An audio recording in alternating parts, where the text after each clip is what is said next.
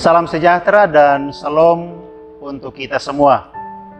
Puji Tuhan, di saat ini kita boleh jumpa lagi atas penyertaan dan kasih Tuhan dalam acara renungan 100 hari berdoa. Dan dalam kasih yang indah kita boleh tiba di hari ke-66. Sebelum kita lanjut dalam mempelajari pekabaran firman Tuhan di saat ini, mari kita berdoa. Terima kasih Tuhan Bapa di surga, kasih dan pertolongan-Mu yang indah. Kami boleh ada lagi di saat ini, dan waktu yang Engkau telah sediakan ini kami akan pergunakan untuk mempelajari kebenaran firman-Mu. Hadir bersama kami melalui kuasa Roh Kudus-Mu, sehingga firman Tuhan yang akan kami pelajari bersama di saat ini menjadi berkat yang dapat menuntun iman percaya kami untuk tetap setia dengan-Mu Tuhan. Berkati dan tuntun kami Tuhan, berfirmanlah kepada kami telah siap untuk mendengarkan apa kata firman-Mu. Dalam nama Tuhan Yesus kami sudah berdoa. Amin. Saudaraku yang Tuhan Yesus kasihi, di hari ke-66 ini, judul firman Tuhan, pekabaran firman Tuhan di saat ini adalah hak yang teraniaya. Ayat inti renungan kita di saat ini terdapat di dalam Matius pasal 5 ayat yang ke-10. Bunyi firman Tuhan, "Berbahagialah orang yang dianiaya oleh sebab kebenaran, karena merekalah yang empunya kerajaan surga." Nah, saudaraku yang kekasih, kalau saat ini kita diberikan atau disodorkan pilihan, apakah mau jadi orang Kristen tapi mengalami aniaya, atau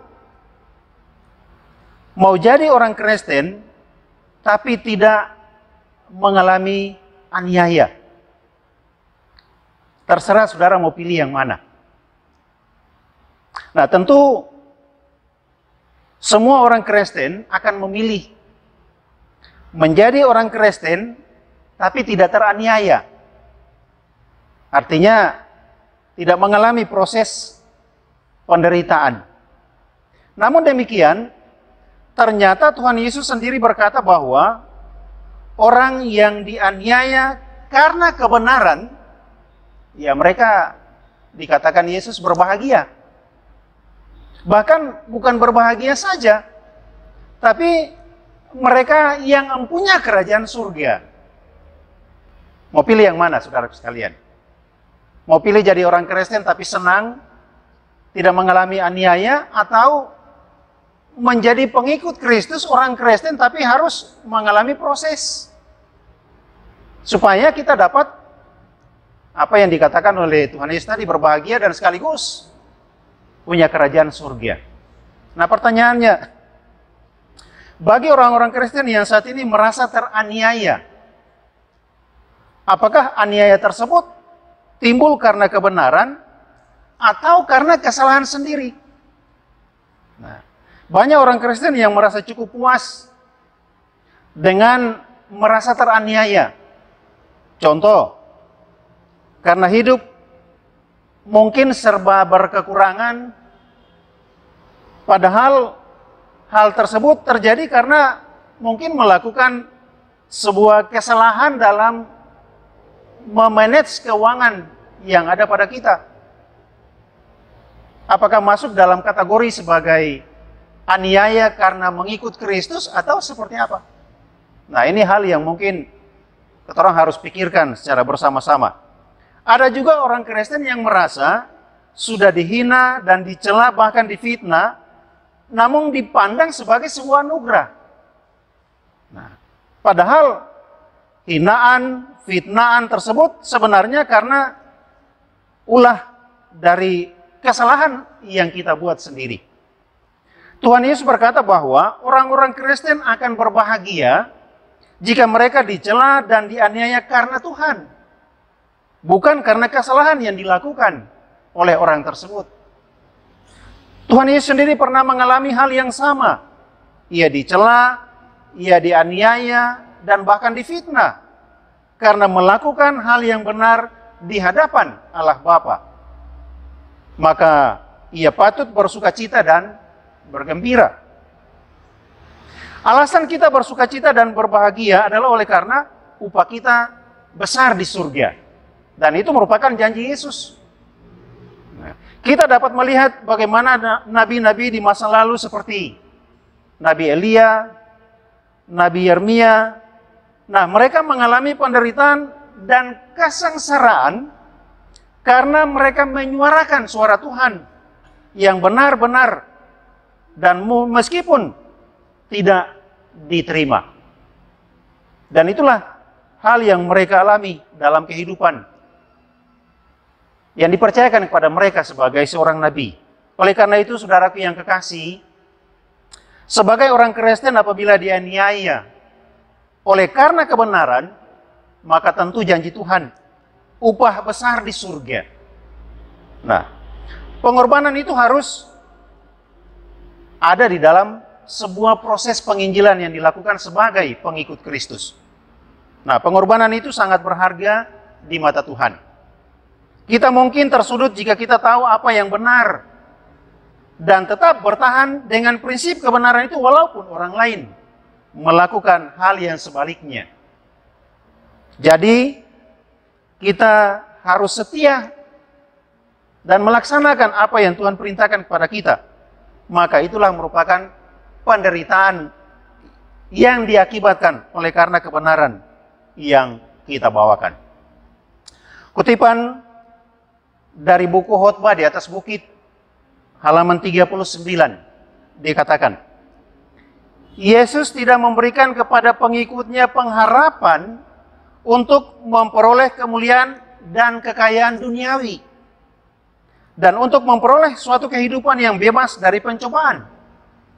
Tetapi dia memperkenalkan kepada mereka hak istimewa untuk berjalan dengan guru mereka pada jalan penyangkalan diri dan celaan, karena dunia mengenal mereka.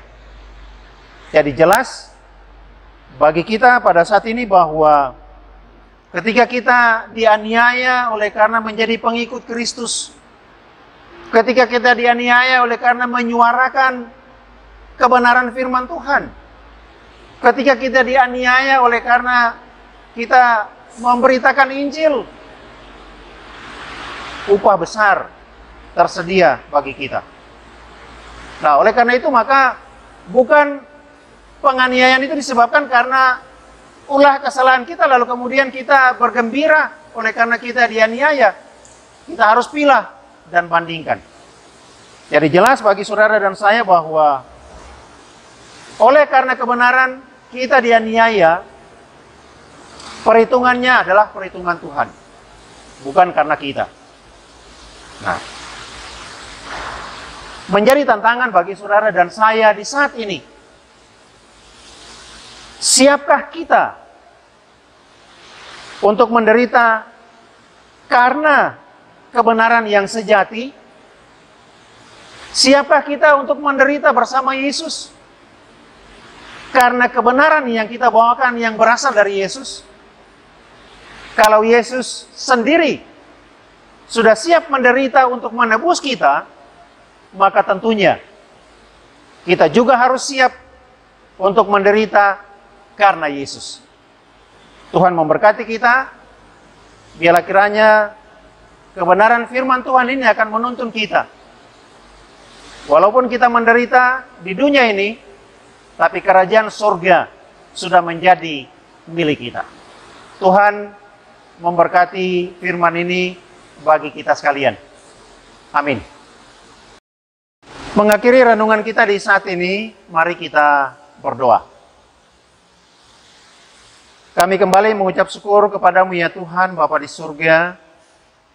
Oleh karena Engkau telah hadir bersama kami melalui kuasa Roh Kudus-Mu, sehingga kami percaya dan yakin sungguh Tuhan, firman-Mu di saat ini dapat menguatkan kami, dapat menuntun kami, dapat memberikan jaminan untuk kehidupan kekal nanti. Hidup di dunia ini penuh dengan tantangan ketika kami menyuarakan kebenaran-Mu. Tapi kami percaya sungguh Tuhan, Engkau tidak pernah akan meninggalkan kami.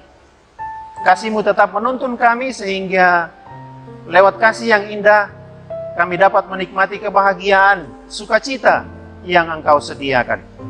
Berdoa bagi umat-Mu yang berada di rumah mereka masing-masing atau di mana saja ketika mereka boleh sama-sama ada dalam renungan di saat ini. Maka berkat surga juga akan menjadi kenikmatan mereka masing-masing, sehingga nama Tuhan tetap dipuji dan dipermuliakan. Bapa di surga, kehidupan kami dalam situasi kondisi yang tengah kami hadapi di saat ini, kami berdoa kiranya Tuhan berikan perlindungan khusus dari surga, sehingga kami boleh aman dalam melaksanakan seluruh tugas pekerjaan, tanggung jawab, pelayanan, dan apapun yang kami lakukan. Maka lewat tuntunan dan penjagaan surga, kami tetap menikmati berkat-berkat-Mu yang indah. Berkati kami dalam renungan kami selanjutnya, bila kiranya waktu yang indah juga Engkau sediakan, sehingga kami tetap ada bersama Engkau Tuhan.